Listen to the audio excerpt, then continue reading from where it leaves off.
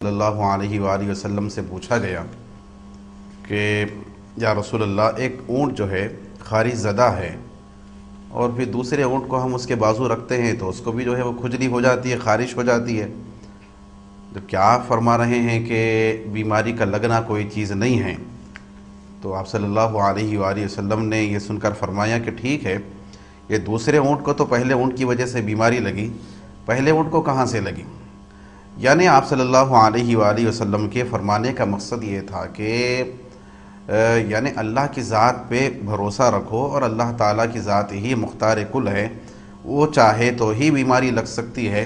وہ نہ چاہے تو ایسا نہیں کہ بیمار کے بازو ٹھہریں گے اور بیمار سے ہاتھ ملائیں گے تو لگ ہی جائے گی، کیسا بھی نہیں۔ اللہ کی مشیت، اللہ کی مرضی، اللہ کے فیصلے، یہی حقیقت ہے، اسی کے اعتبار سے بیماریوں کا لگنا وغیرہ ہوتا ہے۔ لیکن اس کا مطلب یہ نہیں کہ آپ صلی اللہ علیہ وآلہ وسلم یہ فرما رہے ہو کہ احتیاط کرنے کی ضرورت ہی نہیں ہے، بیماری دوسروں کو لگتی ہی نہیں۔ حضور کا مقصد فرمانے کا یہ تھا کہ یعنی اللہ کی طرف تم رجوع رہو، اور اللہ تبارک و تعالیٰ چاہے گا تو ہی لگے گی، یہ یقین پیدا کرو،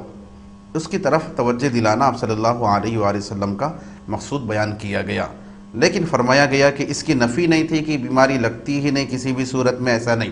کیونکہ دیگر احادیث شریفہ موجود ہے جس میں حضور اکرم صلی اللہ علیہ وآلہ وسلم نے احتیاط کرنے کا حکم فرمایا۔ چنانچہ روایتوں میں ہے کہ آپ صلی اللہ علیہ وآلہ وسلم نے اونٹوں کے بارے میں خود فرمایا کہ جو اونٹ بیمار ہے اس کو تندرست اونٹوں کے پاس نہ لایا جائے، لا یوردن ممرض علی مصحح،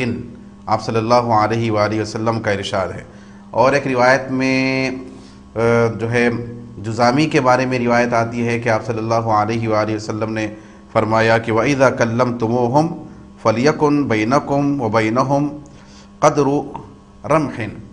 آپ صلی اللہ علیہ وآلہ وسلم نے فرمایا، وَكَمَا قَالَ علیہ الصلاۃ والسلام، کہ اس کا مطلب یہ ہے کہ جب تم ان سے بات کرو تو تمہارے اور ان کے درمیان ایک نیزے کا فاصلہ رہنا چاہیے، دوری اختیار کرو تاکہ احتیاط رہے۔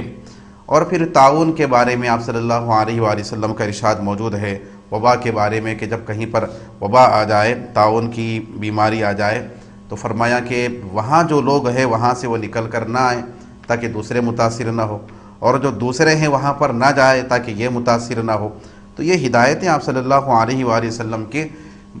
موجود ہیں کہ جس سے ثابت ہوتا ہے کہ نفی نہیں ہے کہ بیماری لگتی نہیں دوسروں کو، بلکہ اس بات کی طرف توجہ دلانا تھا کہ رب تعالیٰ چاہے گا تو لگے گی، رب تعالیٰ نہیں چاہے گا تو ہرگز نہیں لگے گی۔ رب پہ توکل، اللہ تبارک و تعالیٰ کی ذات پر بھروسہ، اس کی طرف توجہ دلانا تھا۔ ورنہ حضور اکرم صلی اللہ علیہ وآلہ وسلم کا ارشاد ہے کہ تم جذامی سے ایسے بھاگو جیسے کہ شیر سے بھاگتے ہو۔ تو یہ ارشادات موجود ہیں۔ جذام کی جو بیماری ہے کہ اعضاء کمزور ہو جاتے ہیں، اس کے اندر ڈھیلے ہو جاتے ہیں، بیان کیا گیا تفصیل اس کی، تو یہ روایتیں موجود ہیں۔ اور حضرت سیدنا عمر بن خطاب رضی اللہ تعالیٰ عنہ کے بارے میں بیان کیا گیا کہ ایک جذامی عورت جو ہے کعبۃ اللہ کا طواف کر رہی تھی، تو آپ نے فرمایا کہ اے اللہ کی بندی، لوگوں کو تکلیف نہ دو، اچھا ہوتا کہ تم اپنے گھر میں بیٹھی رہتی۔ تو فرماتے ہیں کہ پھر وہ گھر سے نہیں نکلی۔ موطا امام مالک میں روایت موجود ہے۔ تو احتیاط اپنی جگہ ہے، احتیاط کی نفی نہیں ہے، احتیاط کرنا چاہیے،